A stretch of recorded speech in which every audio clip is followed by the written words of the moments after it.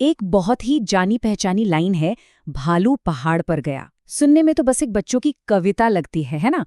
पर क्या हो अगर मैं कहूं कि इसमें बहुत गहरा मतलब छिपा है। चलिए आज इसी की पड़ताल करते हैं। हाँ, आज का हमारा पूरा विश्लेषण बस इसी एक लाइन पर टिका है। भालू पहाड़ पर गया ये देखने के लिए कि वो क्या देख सकता है। बस इतने से शब्द, लेकिन इनमें एक पूरी कहानी छिपी हुई है। तो सवाल ये है कि आखिर इसका असली मतलब है क्या? ठीक है, तो इस छोटी सी कहानी को समझने के लिए ना इसे कुछ हिस्सों में तोड़कर देखते हैं और शुरुआत करते हैं कहानी के हीरो से, यानी हमारे नायक से। तो ये भालू आखिर है कौन? पहली नजर में तो भाई एक जानवर है, सीधा सा जवाब। पर क्या इस कहानी में इसका कोई गहरा मतलब हो सकता है? हमें इसके लिटरल मीनिंग से थोड़ा आगे सोचना होगा। तो देखिए, हमारे इस विश्लेषण के लिए भालू सिर्फ एक जानवर नहीं है, वो एक सिंबल है, जिज्ञासा का, एक साधक का, एक ऐसा कैरेक्टर जो कुछ जानने की इच्छा से, एक जुनून से आगे बढ़ रहा है। असल में ये भालू हम में से कोई भी हो सकता है जो ज्ञान की तलाश में निकलता है। ओके, तो हमारे पास एक साधक आ गया। अब देखते हैं कि उसकी राह में क्या है।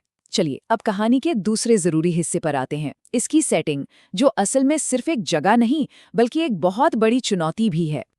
कभी सोचा है, पहाड़ ही क्यों? कोई छोटी मोटी पहाड़ी क्यों नहीं? ये चॉइस बहुत कुछ कहती है। देखिए, पहाड़ी चढ़ना वो तो एक मामूली सी कोशिश है और वहां से नज़ारा भी लिमिटेड ही मिलता है। लेकिन पहाड़ एक बहुत बड़ी चुनौती है, एक असली बाधा का प्रतीक। इसे पार करने में जबरदस्त मेहनत लगती है, पर बदले में जो नज़ारा मिलता है ना, वो भी उतना ही शानदार होता है। तो इसका मतलब ये हुआ कि इस कहानी में पहाड़ सिर्फ जमीन का एक टुकड़ा नहीं है। ये एक तरह की दीवार है, एक रुकावट जो जानी पहचानी दुनिया को अनजानी दुनिया से अलग करती है। ये वो चैलेंज है जिसे ज्ञान पाने के लिए पार करना ही पड़ेगा, कोई शॉर्टकट नहीं है।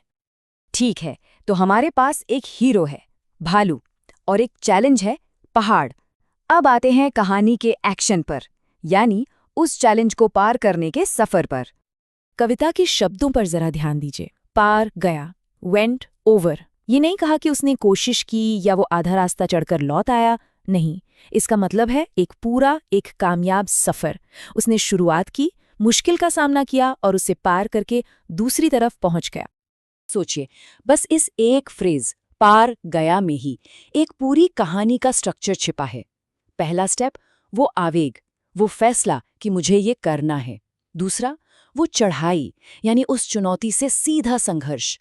और तीसरा, वो शिखर, वो पल जब आप मंजिल पर पहुंचते हैं और आपको एक बिल्कुल नया नजरिया मिलता है। ये अपने आप में एक कंप्लीट स्टोरी है। तो अब तक हमने देख लिया कि क्या हुआ और कैसे हुआ, पर जो सबसे बड़ा सवाल है वो है क्यों? भालू ने ये सब किया ही क्यों? चलिए अब इस पूरी कहानी के पीछे की असली मोटिवेशन को समझते हैं। इस पूरी कविता की जान बस इन चंद शब्दों में है, देखने के लिए। मकसद कोई चीज हासिल करना नहीं था, सोना चांदी कोई खजाना नहीं। मकसद था एक नया नजरिया पाना, एक नई समझ हासिल करना। और फिर लाइन पूरी होती है कि वो क्या देख सकता था। ये एक छोटा सा लेकिन बहुत ही गहरा ट्विस्ट है। बात सिर्फ देखने की नहीं है, बल्कि ये जानने की है कि देखने की अपनी काबिलियत, अपनी लिमिट्स क्या हैं।